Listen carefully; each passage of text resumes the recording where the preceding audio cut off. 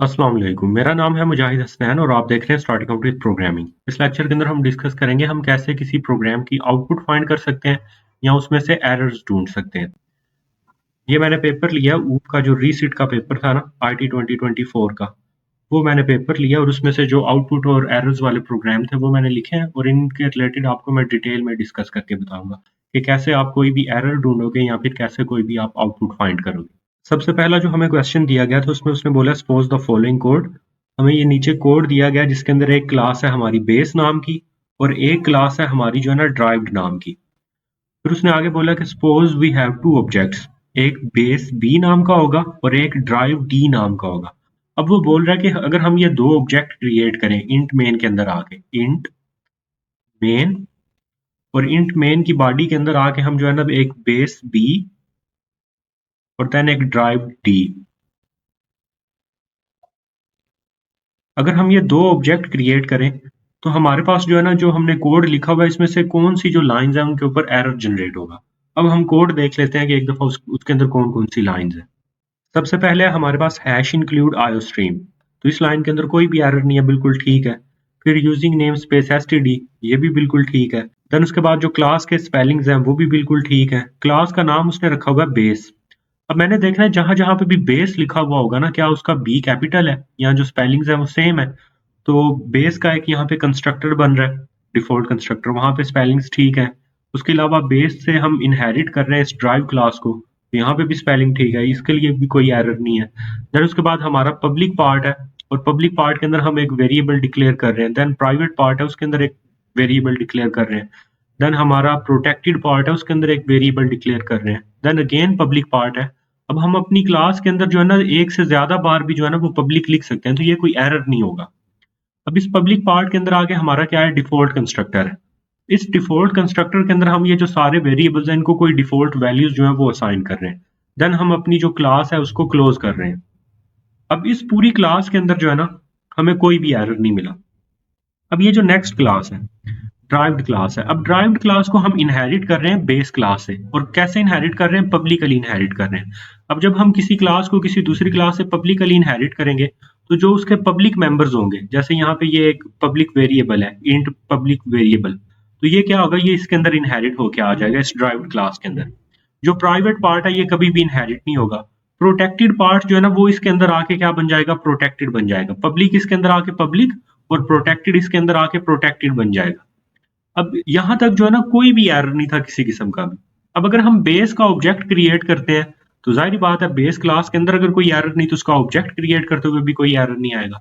अगर हम drive class का ऑब्जेक्ट क्रिएट करते हैं तो ड्राइव क्लास के अंदर तो हमारे पास वही चीजें हैं जो बेस क्लास से इनहेरिट होके आएंगी, तो इसमें भी कोई एरर नहीं है। इन दो स्टेटमेंट्स के लिखने से हमारे पास कोई भी एरर नहीं आएगा। तो इस प्रोग्राम के लिए आप क्या लिखोगे कि इस प्रोग्राम के अंदर कोई भी किसी किस्म का भी कोई एरर नहीं है, ये इसका आंसर आप लिख दोगे। अब नेक्स्ट क्वेश्चन देखते हैं। अब ये हमें एक नेक्स्ट क्वेश्चन दिया गया, इसके अंदर हमें बताया गया कि हमारे पास ऊप नाम का एक ऑब्जेक्ट है और उसका एड्रेस है 0804। तो रैम के अंदर कहीं पे एक ऊप नाम का ऑब्जेक्ट क्रिएट होगा और उसका एड्रेस क्या होगा, 0804। देन आगे उसने बताया कि एक दिस पॉइंटर और उसका एड्रेस क्या है, 08D4। तो हमारे पास एक पॉइंटर होगा दिस नाम का और उसका एड्रेस क्या है, 08D4। अब इस प्रोग्राम की आउटपुट देखने से पहले मैं कुछ आपको पॉइंटर से रिलेटेड चीजें बता देता हूं। अगर मैं करता हूं ना सी आउट दिस, तो मेरे पास जो इस दिस पॉइंटर के ये सेल के अंदर जो भी जिस चीज का एड्रेस स्टोर होगा ना वो हो जाएगा। तो अब दिस के पास एड्रेस किसका होगा, जो भी कॉलिंग ऑब्जेक्ट होगा ना उसका होगा। सपोज कर ले हमारा जो ऊप नाम का ऑब्जेक्ट है वही कॉलिंग ऑब्जेक्ट है, तो इसके अंदर एड्रेस किसका होगा, 0804 होगा। तो स्क्रीन के ऊपर क्या प्रिंट हो जाएगा, 0804। अब अगर मैंने इस पॉइंटर दिस का एड्रेस जो है ना वो प्रिंट करवाना होगा तो मुझे क्या करना पड़ेगा, सी आउट एम्परसैंड दिस। तो मेरे पास स्क्रीन के ऊपर क्या प्रिंट हो जाएगा, इस दिस का जो एड्रेस है वो प्रिंट हो जाएगा, जो कि क्या है, 08D4। वैसे कंपाइलर अलाउ नहीं करता कि आप दिस पॉइंटर के साथ जो है ना ये एम्परसैंड लगाओ। बाकी पॉइंटर्स के साथ आप लगा सकते हो, मसलन अगर आपके पास है ना इंटीजर का पॉइंटर है, इंट स्टैटिक एक्स है, और फिर उसके बाद आप करो सी आउट एम्परसैंड एक्स, तो वो आपको x का एड्रेस प्रिंट करवा के दे देगा। लेकिन ये जो दिस पॉइंटर है ना, इसके साथ कंपाइलर नहीं अलाउ करता कि आप इसकी लोकेशन जो है ना वो देख लो। लेकिन क्योंकि हमें उसने क्वेश्चन के अंदर बता दिया कि ये उसकी लोकेशन है, तो हम अगर एम्परसैंड लगाएं तो हमारे पास ये प्रिंट होना चाहिए। फिर उसके बाद अगर मैं करता हूँ सी आउट एम्परसैंड ऊप, तो इससे क्या होगा कि जो ऊप का एड्रेस होगा वो प्रिंट होगा, और इस केस में ऊप का एड्रेस क्या है 0804। फिर अगर मैं करता हूँ सी आउट, तो यहां पे मेरे पास एरर आएगा। एरर क्यों आएगा? क्योंकि मैंने सी आउट को जो है ना वो इस ऑब्जेक्ट के लिए ओवरलोड ही नहीं किया हुआ, तो ये क्या हो जाएगा, एक एरर हो जाएगा। फिर उसके बाद अगर मैं करता हूं सी आउट स्टैटिक दिस, अब स्टैटिक दिस से क्या होगा कि जो मेरे इस दिस वाले पॉइंटर के पास एड्रेस होगा, इस केस में किसका एड्रेस होगा, 0804 का एड्रेस है, तो वो वाला जो एड्रेस है हम उसको डी रेफरेंस करके उसको प्रिंट करवाएंगे, यानी हम ऊप को प्रिंट करवाएंगे। तो ऊप को तो हम प्रिंट ही नहीं करवा सकते क्योंकि हमने सी आउट को ओवरलोड नहीं किया हुआ, तो इसके ऊपर भी क्या आएगा, एरर आएगा। अब एक दफा ये प्रोग्राम देखते हैं। अब क्योंकि उसने हमें बोला आउटपुट जो है ना आपने वो बतानी है, तो आउटपुट वाले प्रोग्राम में हम हमेशा इंट मेन से शुरू करेंगे। इंट मेन से हमने शुरू किया, हमने सबसे पहले एक ऊप नाम का ऑब्जेक्ट क्रिएट किया। ये हमने ऊप नाम का एक ऑब्जेक्ट क्रिएट कर लिया, उसका एड्रेस हमारे पास क्या है, 0804 है। फिर उसके बाद ऊप डॉट नम के अंदर हमने 80 स्टोर कर दिया। यहाँ पे एक नम नाम का वेरिएबल है, उसके अंदर हमने 80 स्टोर कर दिया। फिर उसके बाद ऊप डॉट डिस्प्ले, हमने ऊप से डिस्प्ले वाला फंक्शन जो है ना वो कॉल किया। अब जब हमने डिस्प्ले वाला फंक्शन कॉल किया ना, तो कॉलिंग ऑब्जेक्ट हमारा कौन सा है, ऊप। तो इस फंक्शन की बॉडी के अंदर जो दिस वाला पॉइंटर होगा वो किसको रेफर करेगा, ये कॉलिंग ऑब्जेक्ट जो कि हमारे पास क्या है, ऊप है, और ऊप का एड्रेस क्या है हमारे पास 0804। तो दिस वाले पॉइंटर की बॉडी के अंदर हमारे पास क्या स्टोर हो जाएगा, 0804। अब अगर हम करते हैं ना सी आउट स्टैटिक दिस, तो स्टैटिक दिस करने पे हमारे पास जो है ना वो, आप यही समझ लो हमने क्या किया, सी आउट, तो इसके ऊपर क्या आना चाहिए, एरर आना चाहिए।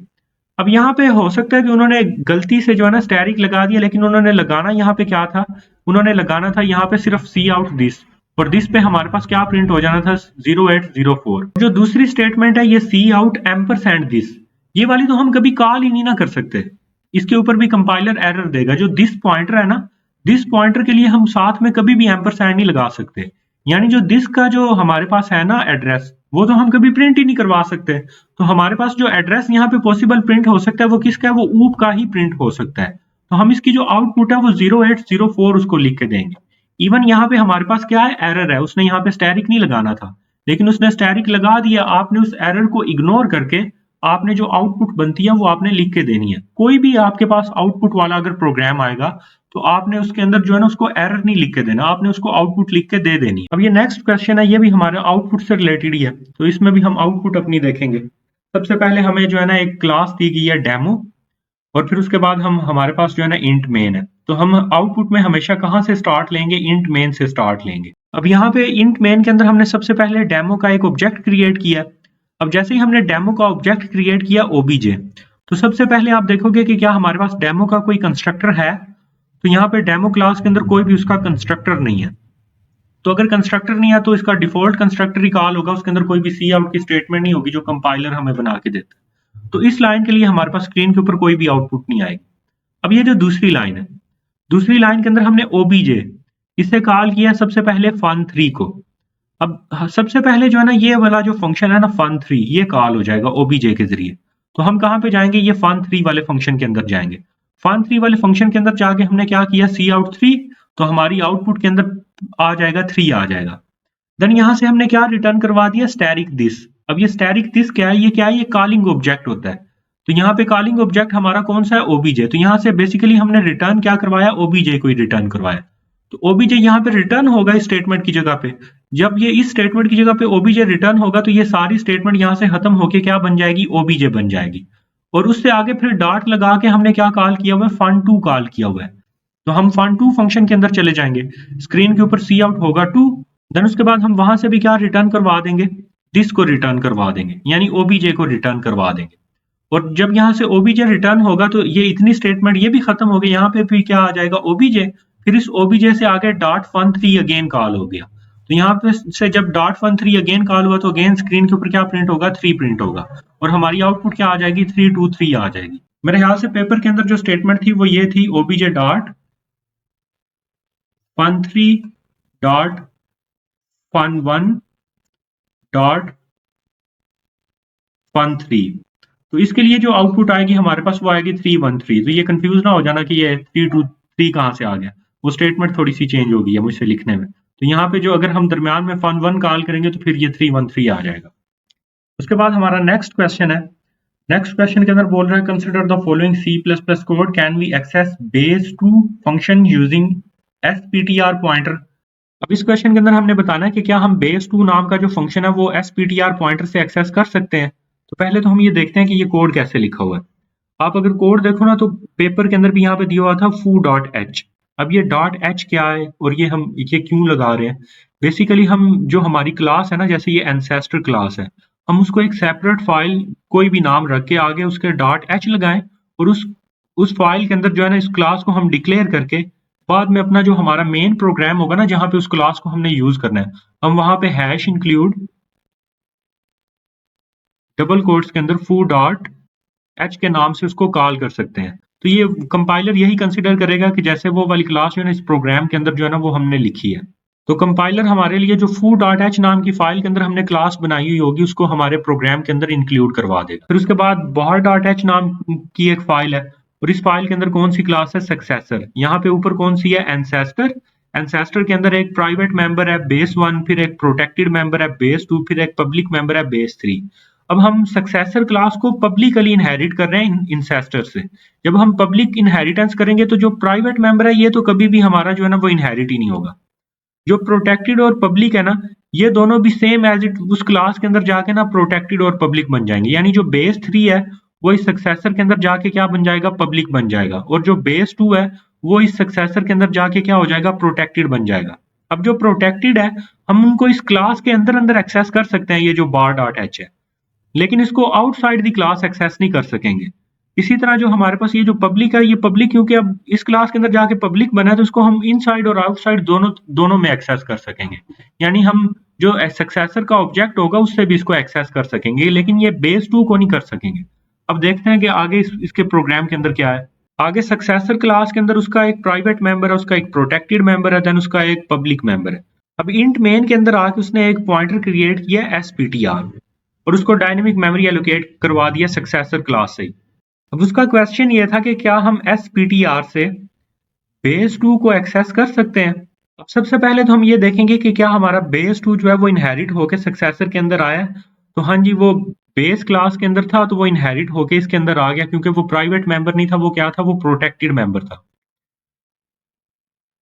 अब प्रोटेक्टेड मेंबर जो है वो चाइल्ड क्लास के अंदर आके भी क्या होगा, प्रोटेक्टेड ही होगा, और प्रोटेक्टेड को हम जो है ना वो आउटसाइड द क्लास एक्सेस नहीं कर सकते। इट मींस कि हम SPTR पॉइंटर से जो है ना base2 नाम का जो फंक्शन है उसको एक्सेस नहीं कर सकते। ये नेक्स्ट क्वेश्चन है, क्वेश्चन 5। क्वेश्चन 5 के अंदर वो पूछ रहा है कि क्या हमारे प्रोग्राम के अंदर कोई एरर्स हैं, अगर हैं तो वो लाइन जो है ना वो स्पेसिफाई कर दें। सबसे पहले हमारे पास है हैश इंक्लूड आयो stream using name space std, फिर उसके बाद है क्लास बेस क्लास, यहाँ तक ठीक है। फिर उसके बाद है पब्लिक। पब्लिक के अंदर आके हमने एक फंक्शन बनाया डिस्प नाम का, डिस्प्ले वो लिखना चाह रहा था। डिस्प नाम का एक फंक्शन है जो एक पैरामीटर रिसीव करेगा, उस पैरामीटर को हम हमेशा जो वैल्यू है वो 6 असाइन कर देंगे। देन उसके बाद एक सी आउट की स्टेटमेंट है और उसके अंदर हम cout function of parent class. यहाँ तक किसी भी लाइन के अंदर कोई एरर नहीं है अभी तक। फिर उसके बाद हमने इस क्लास को क्लोज कर दिया। देन उसके बाद हमारे पास एक ड्राइव्ड क्लास है। ड्राइव्ड क्लास जो है वो हमारी इनहेरिट हो रही है ये बेस क्लास से, यानी ये जो डिस्प वाला फंक्शन है वो इसके अंदर भी आ जाएगा। अब यहाँ पे हमने एक और भी डिस्प नाम का फंक्शन है, लेकिन अगर आप यहाँ पे देखो तो इसके अंदर क्या है, पैरामीटर पास हो रहा है और इसके अंदर पैरामीटर कोई नहीं पास हो रहा। तो ये हमारे पास क्या होगी, फंक्शन ओवरलोडिंग है। ये फंक्शन ओवरराइडिंग नहीं है, सेम नाम से फंक्शन ओवरराइडिंग नहीं होती। फंक्शन ओवरराइडिंग के लिए जरूरी होता है कि जो यहाँ पे टाइप ऑफ पैरामीटर या जितने नंबर ऑफ पैरामीटर है बेस क्लास के अंदर भी हम वही सेम ही रखें, लेकिन यहाँ पे दोनों का सिग्नेचर क्या है, डिफरेंस है। तो हम यहाँ पे क्या कर देंगे, इसको फंक्शन ओवरलोडिंग बोलेंगे। यानी जो हमारी ड्राइव्ड क्लास है उसके अंदर ये वाला फंक्शन भी है और ये वाला जो बेस क्लास का फंक्शन है ये भी इनहेरिट होके आ जाएगा। अब ये जो ड्राइव्ड क्लास का फंक्शन है इसकी रिटर्न टाइप है इंटीजर और ये यहाँ से वैल्यू भी रिटर्न करवा रहा है। अगर इसकी रिटर्न टाइप इंटीजर होती और यहाँ से ये वैल्यू ना रिटर्न करवा रहा होता तो ये हमारे पास क्या होना था, एक एरर होना था। और इसके अंदर हम क्या सी आउट की स्टेटमेंट प्रिंट करवा रहे हैं, फंक्शन ऑफ चाइल्ड क्लास। अब यहाँ तक हमारा फिलहाल कोई एरर नहीं आया। अब इससे नेक्स्ट हमारे पास क्या आएगा, इंट मेन। और इंट मेन के अंदर आके हमने क्या कर दिया, ड्राइव्ड क्लास का एक ऑब्जेक्ट क्रिएट किया, लेकिन उसको मेमोरी जो है ना हमने वो चाइल्ड क्लास की एलोकेट करवा दी है। अब जब हम चाइल्ड क्लास के ऑब्जेक्ट को इनिशियलाइज करवाएंगे बेस क्लास के ऑब्जेक्ट के साथ, तो ये कन्वर्ट हो जाएगा इनटू इट्स पेरेंट्स क्लास। अब जो हमारा ड्राइव क्लास का ऑब्जेक्ट है वो किस में कन्वर्ट हो गया, पेरेंट क्लास के ऑब्जेक्ट के अंदर। तो अब ये जो पेरेंट क्लास का ऑब्जेक्ट है हमारा, इससे हम कौन कौन से फंक्शंस कॉल कर सकते हैं जो हमारे पेरेंट क्लास के अंदर हैं, वो वाले, और वो वाले फंक्शन जो हमारी पेरेंट क्लास के अंदर वर्चुअल थे, और उसको फिर हमने जो है ना वो चाइल्ड क्लास के अंदर जो है ना वो ओवरराइड किया था। वर्चुअल फंक्शन जिनको फिर आगे हमने चाइल्ड क्लास के अंदर जो है ना वो ओवरराइड किया था, उनको भी कॉल कर सकते हैं, और जो पेरेंट क्लास के फंक्शंस हैं उनको भी कॉल कर सकते हैं। अब हमने ओबीजे से क्या कॉल किया, ओबीजे डॉट डिस्प। अब ये डॉट डिस्प जो है ना, जिसके अंदर कोई पैरामीटर नहीं पास हो रहा, ये किस क्लास का फंक्शन है, चाइल्ड क्लास का। लेकिन हमारे पास जो है ना ये ओवर रिडन फंक्शन नहीं है, ये ओवरलोडेड फंक्शन था, तो इसको हम कभी भी कॉल नहीं कर सकते। ओवर रिडन फंक्शन भी सिर्फ हम वही कॉल कर सकेंगे जो हमारी पेरेंट क्लास के अंदर वर्चुअल थे। तो यहाँ पे हमारे पास क्या है, एक एरर है। तो यहाँ पे हम इसकी एक्सप्लेनेशन क्या देंगे कि हमने अपने जो चाइल्ड क्लास का ऑब्जेक्ट था उसको कन्वर्ट किया पेरेंट क्लास के अंदर, फिर उससे हमने जो है ना एक ओवरलोडेड फंक्शन जो कि चाइल्ड क्लास के अंदर है उसको कॉल करने की कोशिश की है, जो कि हमारा जो है वो ओवर रिडन या वर्चुअल फंक्शन नहीं था, जिसकी वजह से कंपाइलर उसको कॉल नहीं कर सकता। तो ये हमारे पास एरर आएगा। अब ये एक और क्वेश्चन है हमारे पास, इसमें भी वो हमसे पूछ रहा है कि हमारे पास प्रोग्राम के अंदर कोई एरर तो नहीं है। अगर कोई है तो हम वो लाइन जो है वो स्पेसिफाई कर दें। सबसे पहले hash include iostream using namespace STD class vehicle, उसका एक प्राइवेट मेंबर है जो कि एक पॉइंटर है।